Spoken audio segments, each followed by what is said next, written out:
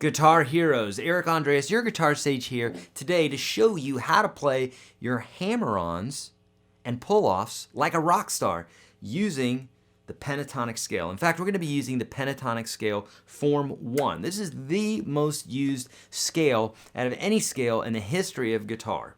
True. At least for rock and blues and even jazz and country, this is the most used scale. And in fact, I played it in probably the most used key, which is A. That's what we'll be using today here in the 5th fret.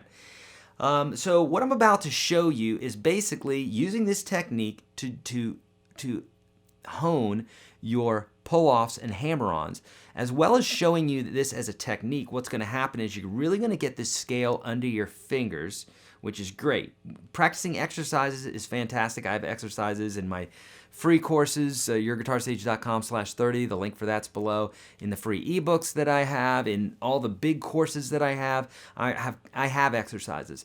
But typically I only have exercises that don't relate to music, only for beginners, because typically we just have to concentrate on technique as a beginner, but once we have the basic technique down, we really need to start getting musical as quickly as possible, okay?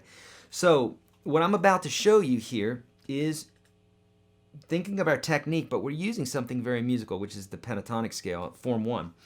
And I'm going to show you some licks that we can derive from this as well, okay? So if you don't know this Form 1, it goes like this. Here at the 5th fret, I'm using fingers 1, 4, 1, 3, 1, 3, 1, 3, 1, 4, 1, 4. If you need that form and all the other forms and blues and other stuff about guitar, go to YourGuitarSage.com and download the free ebook. You'll see something about it in the right-hand corner there. Download that and it has this form in there along with a bunch of other stuff. Okay, so assuming you have that now, you have it memorized from what I just showed you, or you had it memorized from before, what I want you to do is when you're practicing this, I want you to focus on one thing. Just practice pull-offs. Then practice hammer-ons, but practice them separately. So to start off, just if you're really new to this, just start off with one string, with the first string. And what I want you to do is take your first finger, bump it up into the second string. Okay, this is a technique that a lot of lead guitar players, all lead guitar players use. They may not even know that they're using it because it's just something that starts developing naturally, even if they're not shown this. Okay, this is why you could take somebody like Hendrix or whoever, a great guitar player who never took formal lessons, and they say they're self-taught. Well, no one's really self-taught, because if you've watched another guitar player or watched a video or read a scale book or anything like that, you're not self-taught. You're learning from somebody else. And I don't know of anybody who's actually truly self-taught, except for the people that will comment below this underneath this video saying, oh yeah, I'm self-taught. But that means you have never copied a lick and you've never followed a chord from anybody, okay? So with all that being said, if you're watching this right now, you're automatically not self-taught. Sorry, you've learned from a teacher, okay? Quick, turn the video off. Now, here we go. So you're going to practice this by doing one string at a time. So first finger bumps up against that second string, and you're going to pull off. So you pick the first note, and the pull off is basically like plucking the string, but you're doing it with the pinky here. And because of the pull-off, you're vibrating that other note here. Assuming you know what a pull-off is, okay? If not, you need to go to YourGuitarSage.com/30 and watch that series, okay? So we know what the pull-off is. It's really important that you take that first finger and bump it up into this second string, because if I do that, I'm not gonna let that string ring out should I touch it when I'm pulling off or doing something else. It also cuts down on the sympathetic vibration. What's that? It's when you do this and you hear the guitar doing that. That's called sympathetic vibrations. It's because I'm hitting the guitar. I'm not actually playing the strings, but we hear all this string noise and what have you, because the strings are vibrating because I'm hitting the guitar. So we want to keep that stuff to a minimum. Palm muting is nice. Left, right hand, both kind of keeps the strings quiet. And then this finger bumping up into this other string is helpful too. So do that whenever you do this. So I'm going from the first to the second string. Second string here. Now it's kind of like, I think about it being in between both those strings. So here's 3, here's 1, neither one play, here's 2, plays. So you want to think about that when you're playing lead guitar. That's what we always do, okay? So as I'm playing this down, here there's another note ringing out there, okay? I did that purposely to show you that if you're not holding this down correctly, you're gonna have those ring outs. That's why I'm doing this. So you gotta take your time, do it slowly.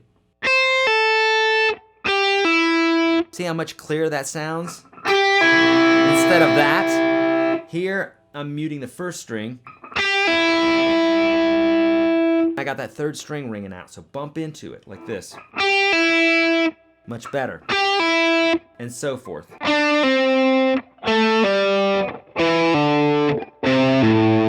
Now the point here is to really take your time with this, okay? So you're gonna practice this very slowly and always concentrate on accuracy, never on speed. Speed will never come before accuracy. Don't let your ego get carried away with you, or don't let it carry you away to make you think that somehow you're gonna be fast without going through the routine and practicing. Doesn't happen.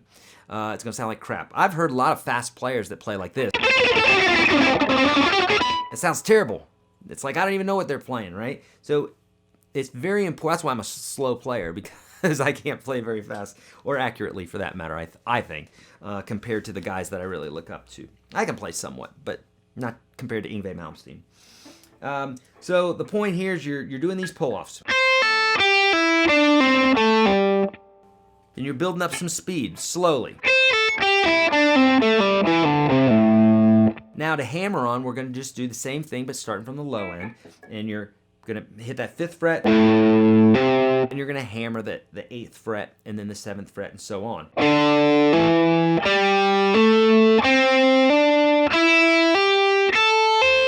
Then you can go backwards.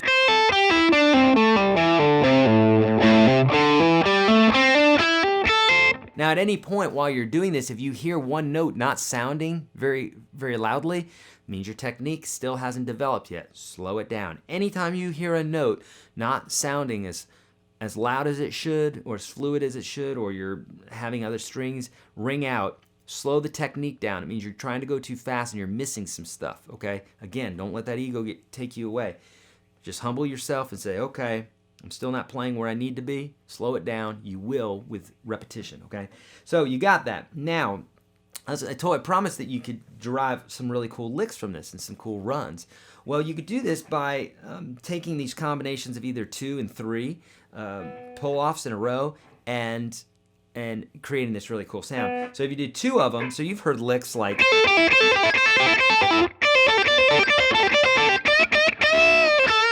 right? And just blues and stuff like that. So that's combinations of 2.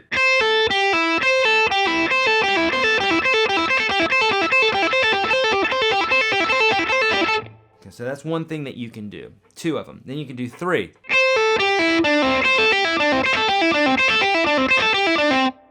And what's cool about this is with the 2 or the 3, you could go... or actually the 3, you can do these runs down where you go...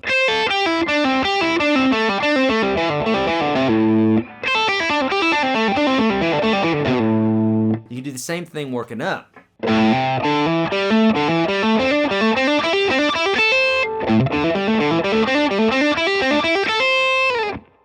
Okay, and you can do this. The cool thing about this is the pentatonic scale across the neck, as you'll see in the free ebook at YourGuitarSage.com. You're going to see in these different forms, you really, for the pentatonic scale, you only have 2 notes per string, so it's the perfect scale to practice this to. That's why this is honing your skills, you know, and getting these rock star-like pull-offs and hammer-ons using the pentatonic scale, not the diatonic or the blues scale or something like that. It's all about the pentatonic here today. Okay, so you've got those licks. You can practice, like I said, you can do 3 up, you can do 3 down, or back down, or you can practice these in 2s. Really helpful and a cool thing to add for like a repetitious lick in blues, let's say, or rock, doesn't really matter, but you get the idea there, okay? Now, what I want you to do is take this slow and steady. Take your time with it. Just like anything on guitar, it's all about slow and steady, having good resources, having good information, applying that information in a step-by-step, solid way with lots of encouragement, okay? My friends, that's what I base all my courses around. And in fact, I have a free course that I want to give you. The link for that's below. It's YourGuitarSage.com/30. The top 30 lessons I teach all my students here in Nashville. Over the thousands of lessons, thousands of video lessons that I've taught here on the interwebs, I picked 30. Okay, so there's a reason why I picked those 30. They're foundational, step by step, the most important lessons that every guitar player needs to know. So I want you to enjoy those. Hey, did I miss anything here? Is there another technique? Let me know. Leave your comments below. Leave your questions below. I would love to help you out with any guitar needs that you may have because I love teaching. This is my job. I can't believe that my commute is 20 feet from my bed to my studio. Pretty cool.